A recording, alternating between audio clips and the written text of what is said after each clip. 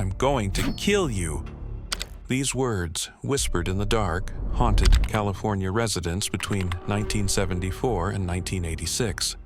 A masked intruder would spend hours inside victims' homes before attacking, learning their daily routines, and hiding tools for later use.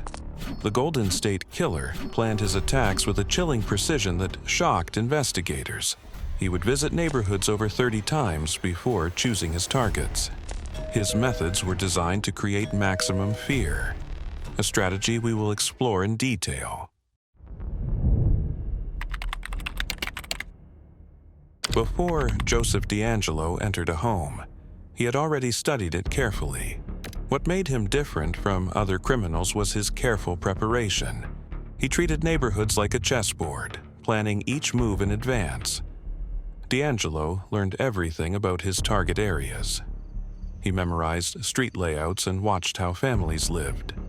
He noted when lights went off at night and which homes had regular visitors. He tracked which families followed predictable schedules that made them vulnerable. He didn't just know street names, he planned escape routes. He could vanish within seconds, knowing exactly which fences to climb and which yards would hide him. Law enforcement later discovered his mental map of safe paths that kept him out of sight.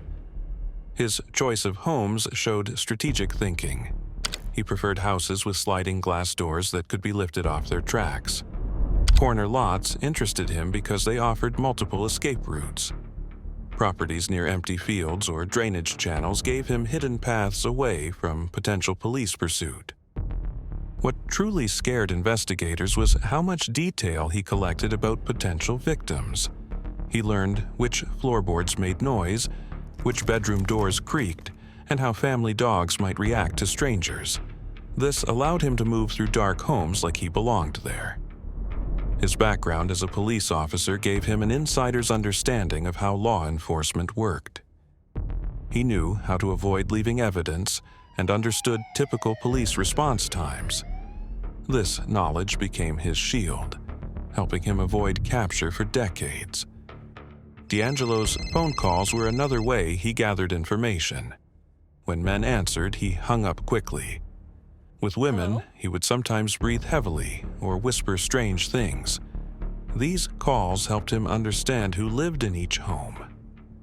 He turned everyday objects into weapons against his victims. He noted where families hid spare keys, which homes had easily distracted dogs, and which residents took sleep medication. By the time he entered a home, he had already planned every move. For DeAngelo, the invasion began long before he physically entered a home. Watching victims without being seen was its own kind of power. This was more than preparation. It was a ritual where he controlled the story before his victims knew they were part of it. DeAngelo's break-ins were more than simple robberies. They were carefully planned performances of control. While families slept peacefully, their homes were being transformed into traps. The most frightening part wasn't what he took, but how he changed everything around him. He would enter homes days or weeks before his attacks. Unlike typical burglars who want to get in and out quickly, DeAngelo took his time. These visits weren't about stealing things. They were about preparing for something much worse. His police training showed in how he disabled home security. He would unlock windows so they looked closed, but could be easily opened later. He removed screen doors and hid them. He loosened light bulbs just enough to seem working, but would fail during an attack. Imagine reaching for a weapon and finding it's been secretly made useless days earlier. Outside the home, he was equally careful. He would trim bushes that might hide movement and disable gates that could make noise. Each small change gave him more control and reduced the chance of being caught. Most disturbing was how he planted weapons inside the homes. He would hide pieces of rope and ties throughout the house. This meant he didn't need to bring suspicious items with him and reduced his risk of getting caught. DeAngelo would spend hours inside these homes, doing more than just preparing. He would sit in rooms, absorbing everything. He would eat from the refrigerator, a weird way of marking his territory and showing he could do anything he wanted. He studied family photos, learning names and relationships. This allowed him to say things during attacks that made the victims feel he knew everything about their lives. It was another way he created fear. Investigators later described these homes as spaces that had been invisibly occupied. Families would live normally, never realizing someone had been carefully changing things around them. These preparations were more than practical steps. They were a way for DeAngelo to show he could control everything. By changing objects in the home, he was already attacking victims before he physically touched them. DeAngelo understood something most criminals don't. Fear itself can create wounds that never heal. His attacks were about more than physical violence. They were carefully designed psychological torture. One of his most terrifying techniques involved stacking dishes on victims' backs.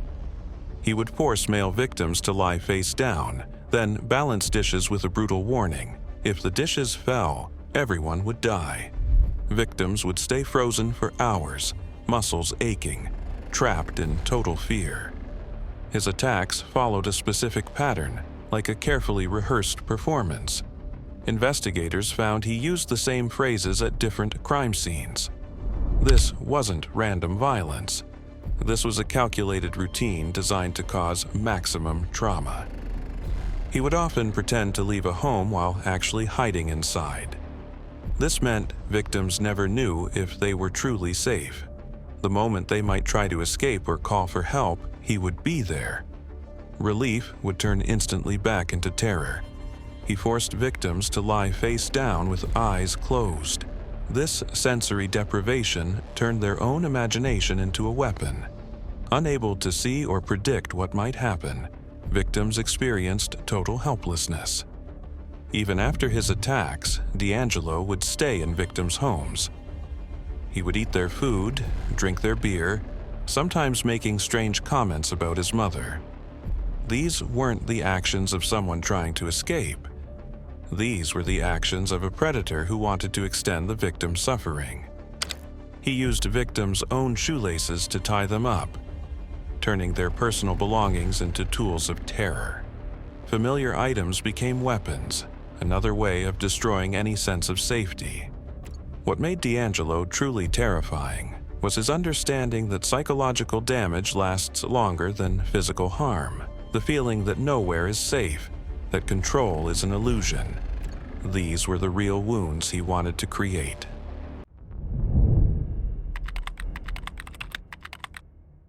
DeAngelo didn't become a killer overnight. His criminal journey was a calculated progression, with each crime serving as a lesson to improve his methods of control and violence. His story began in Visalia between 1974 and 1976 as the Visalia Ransacker. During this time, he committed around 120 burglaries that revealed his unique approach. These break-ins weren't about stealing valuables. Instead, he would carefully go through personal items, scatter clothing, and arrange household objects in strange ways. These early crimes were like a training ground. He practiced techniques that would later make him more dangerous. He wore gloves and carefully moved items to show he could enter homes without being caught. Each burglary was a test, a way to improve his skills. By mid-1976, DeAngelo moved to Sacramento County and changed his approach. He went from breaking into empty homes to targeting homes with people inside. At first, he focused on single women. Then, he started attacking couples, a more complex and challenging target. This shift showed his strategic thinking. By controlling multiple victims at once, he created more complicated scenarios that gave him a greater sense of power. Subduing a male victim while attacking a female partner became his new method of showing total control. DeAngelo was always adapting. When media mentioned his pattern of avoiding homes with dogs, he intentionally started targeting houses with pets. This showed he was paying attention to investigations and always looking to stay one step ahead. He moved carefully between different areas. When pressure increased in one location, he would move to another part of California. This wasn't random. It was a calculated way to avoid getting caught while continuing his crimes. The final step in his evolution came in 1979 when he began murdering victims. This likely happened after a close call with law enforcement. By killing witnesses, he could ensure his continued freedom while satisfying his need for complete control. His first documented attack as the East Area Rapist happened on June 18, 1976, in Rancho Cordova. Over the next 2 years, he was linked to 38 assaults, each planned with frightening precision. The murders of Brian and Katie Maggiore on February 2, 1978, marked his transition to killing. What makes DeAngelo's case so disturbing is how deliberately he developed his criminal skills. Each crime built on the last, creating a predator who carefully engineered his own transformation through a process of trial and error.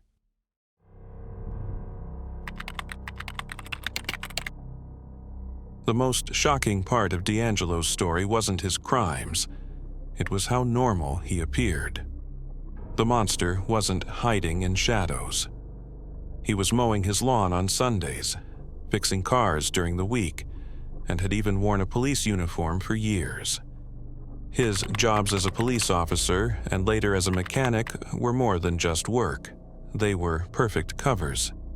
These roles gave him reasons to know neighborhood layouts and have unusual schedules. Neighbors would wave to him, never suspecting the terror he had caused. His police background was especially useful. Working in the burglary unit gave him inside knowledge of home security and investigation methods. When colleagues discussed sexual assault cases, he would show unusual interest, all while carefully studying how to avoid detection. Experts note that maintaining such a double life requires exceptional mental control. DeAngelo wasn't driven by uncontrollable impulses, but by careful planning and the ability to separate his criminal life from his everyday existence. This separation extended to his family life. He was married, had children, and appeared to be a normal father and husband. His wife, a lawyer, never connected him to the crimes dominating California's headlines. The man who terrorized victims would return home to help with homework and eat family dinners. Neighbors later shared unsettling memories. One recalled how he'd measure his grass with a ruler every weekend. Another received a threatening phone call from him about a barking dog, a rare glimpse of the rage beneath his calm surface. Most chilling was his habit of casually discussing the East Area Rapist during the height of the crimes, as his brother-in-law reported. This showed his confidence. He could talk about his crimes openly while hiding in plain sight. His carefully constructed routine, yard work at specific times, consistent work schedule, predictable home life, created an image of stability.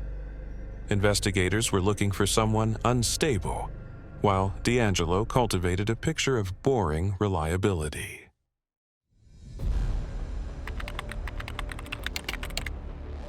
For all his careful planning, DeAngelo couldn't predict one thing: the rapid advancement of forensic science. The killer, who disappeared for over 40 years, was finally caught by a technology that didn't exist during his crime sprees. The breakthrough came in December 2017.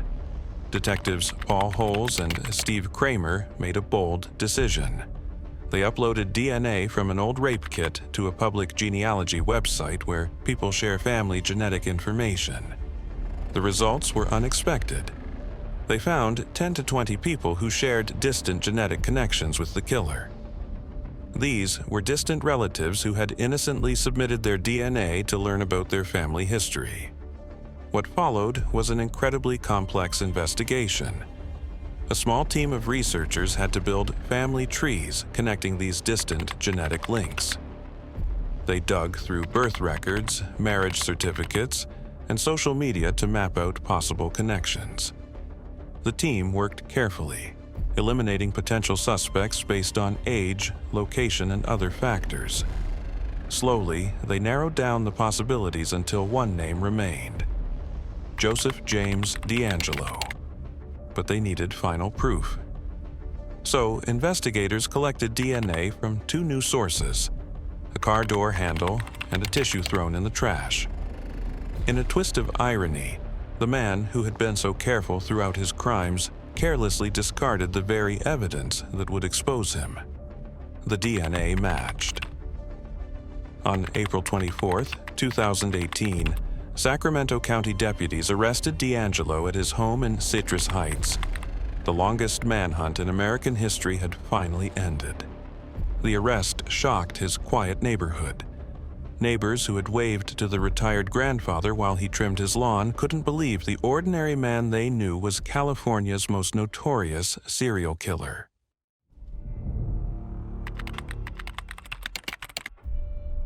DeAngelo's final court appearance revealed his last attempt to avoid responsibility. He claimed an inner personality named Jerry was responsible for his crimes, a desperate try to avoid taking blame for his actions. Survivors and family members delivered powerful statements. They confronted the man who had destroyed so many lives. DeAngelo's brief apology, "I'm truly sorry to everyone I've hurt," felt empty compared to the decades of terror he had caused. The Golden State Killer's reign ended not with his control, but with his victims' courage.